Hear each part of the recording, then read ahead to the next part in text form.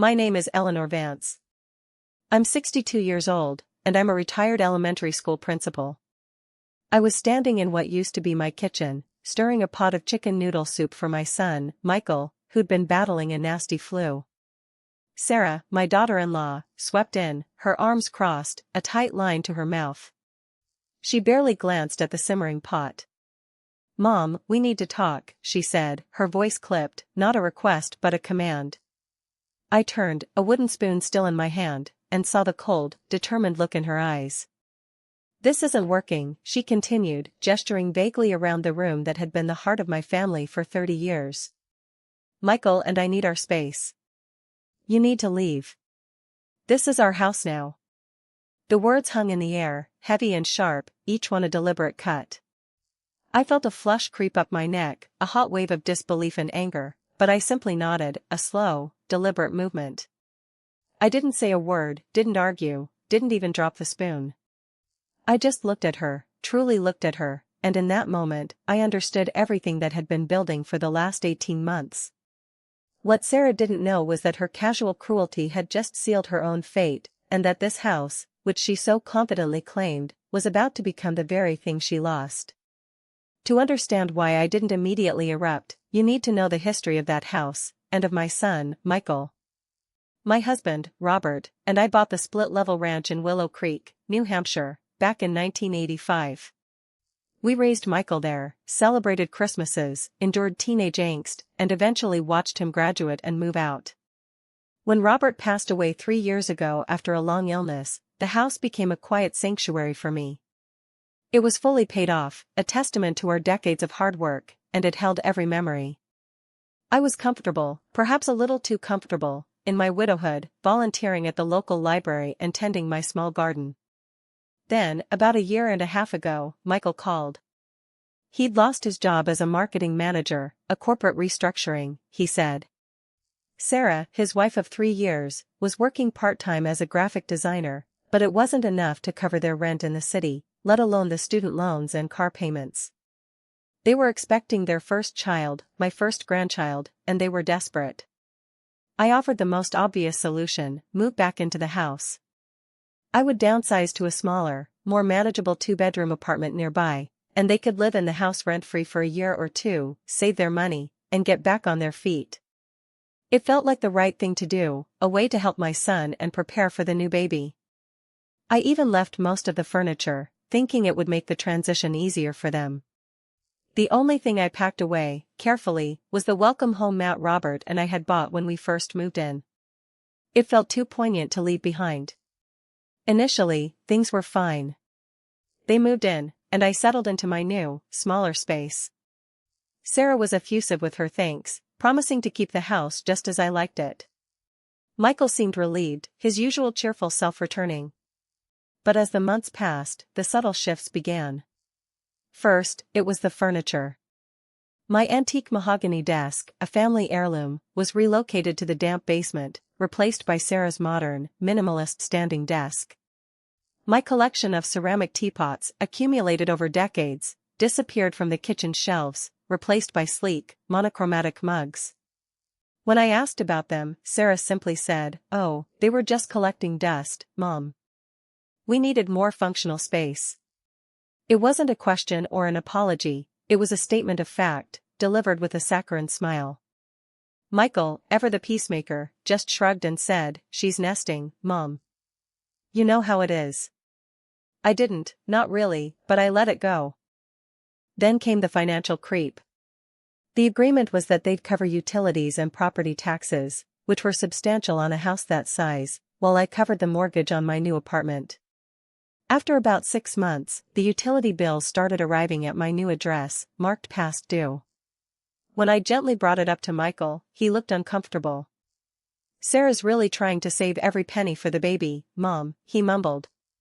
"It's just so much right now. Can you front it for a bit? We'll catch up." I ended up paying those bills, and the property taxes, too, explaining to myself that they were family, and family helps family. It was just temporary, I reasoned. They were under stress. That detail mattered later.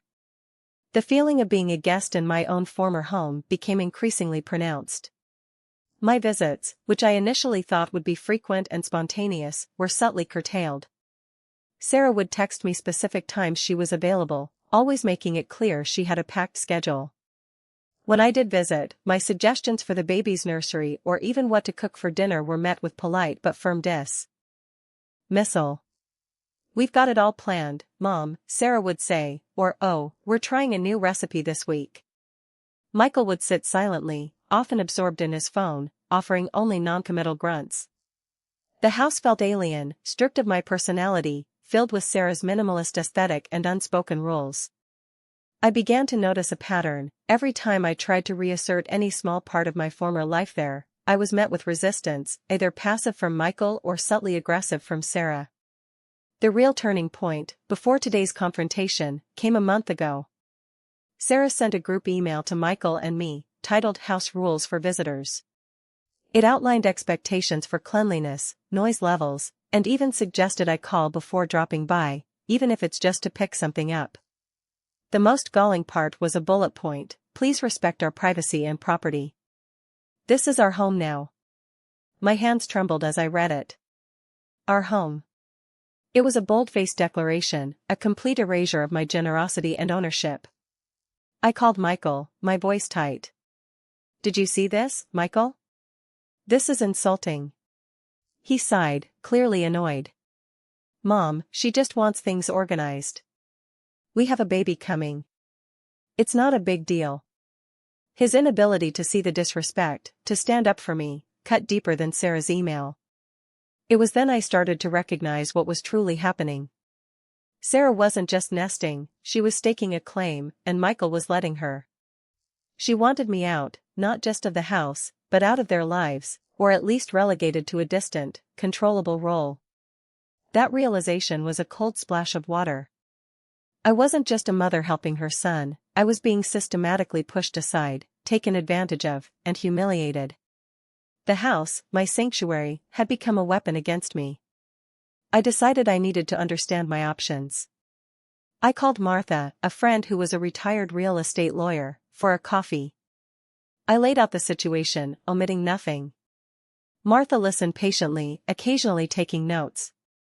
"Eleanor," she said, tapping her pen on the table, "you're still the legal owner. They're tenants, even if they're not paying rent. You can evict them." The word evict felt harsh, but the reality of my situation was harsher. Martha advised me to gather all documentation, the deed to the house, all the utility bills I had paid, the property tax receipts. She also suggested I review my will. "You need to protect yourself, and your assets," she said, "especially if Michael is going to be this passive." Over the next few weeks, I quietly collected everything. I had copies of the deed from when Robert and I bought the house, and the updated one after his passing, clearly showing my sole ownership. I printed out all the bank statements detailing the utility payments and property taxes I had covered, totaling over $12,000. I even found Sarah's house rules email, a perfect exhibit of her entitlement. I updated my will, ensuring that the house would be left to Michael, but with very specific stipulations about how it could be used or sold, and ensuring that funds were set aside for my granddaughter's education, regardless of Michael's decisions. I wasn't going to punish Michael, but I wasn't going to let Sarah manipulate him, or me, any longer. Then came the soup incident, and Sarah's declaration. "Leave my house," she'd said. The audacity was breathtaking. But I had prepared. My immediate reaction was a calm, almost serene, nod. I put the wooden spoon down on the counter, slowly, deliberately. I looked at her, not with anger, but with a quiet resolve that must have unnerved her because her confident posture wavered slightly. "Sarah," I said, my voice low and steady, "this isn't your house. It's mine." Michael, drawn by the sudden silence, appeared in the doorway, looking pale and confused. "Mom? Sarah? What's going on?" I turned to Michael, my gaze unwavering. "Michael, your wife just told me to leave my house. The house your father and I bought, the house I still pay the taxes and utilities on, the house I let you live in rent-free out of love and concern." Sarah gasped, her face flushing. That's not fair, Mom. We're saving for the baby. I held up a hand. I understand you're saving. But that doesn't make this your property. And it certainly doesn't give you the right to disrespect me this way. I took a deep breath. I've thought long and hard about this. I wanted to help you both, but it's clear that my generosity has been mistaken for weakness, and my home has been taken for granted. So, I've made a decision. Michael's eyes widened, a flicker of fear in them. Sarah's jaw tightened, her hands clenching at her sides. I'm selling the apartment, I continued, and I'm moving back into this house. You have 60 days to find your own place. The silence that followed was deafening. Sarah's face went from flushed to ashen. You can't do that, she finally sputtered, her voice rising. We have nowhere to go. The baby is due in 3 months. I met her gaze. You had a year and a half to save, Sarah. And you've been living here rent-free. You've had ample time. I will not be told to leave my own home by someone I am actively supporting. Michael finally spoke, his voice weak. Mom, please. Think about this. Where will we go? I looked at my son, the boy I had raised in this house, the man who had stood by silently while his wife belittled me. You'll find somewhere, Michael, I said, my voice softening slightly, but the resolve remained. You're resourceful. You always have been. And I'm not asking you to leave out of spite. I'm taking back what is mine, and setting a boundary that should have been set a long time ago. I walked to the counter, picked up my purse, and retrieved a neatly folded paper. This is a formal notice to vacate. It gives you 60 days. My lawyer helped me draft it. I placed it gently on the kitchen island, right next to the soup pot. I'll be back in a week to start packing my belongings from the basement.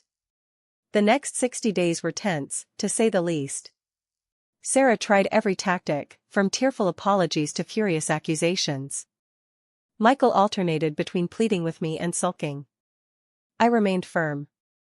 I didn't engage in arguments, simply reiterated the deadline.